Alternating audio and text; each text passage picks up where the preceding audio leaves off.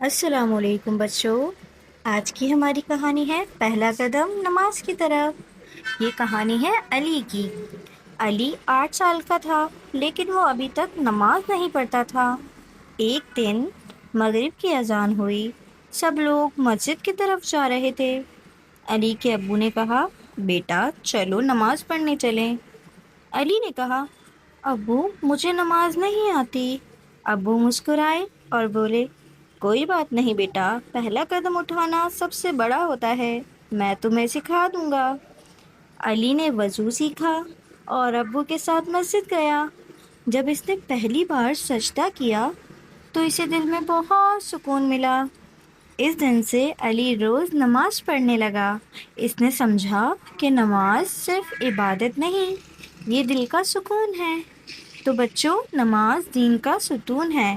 اگر آپ کو نہیں آتی تو ڈریے مت، پہلا قدم اٹھائیے، اللہ راستہ خود بنا دے گا۔ جزاک اللہ فار واچنگ دس ویڈیو۔ اللہ حافظ۔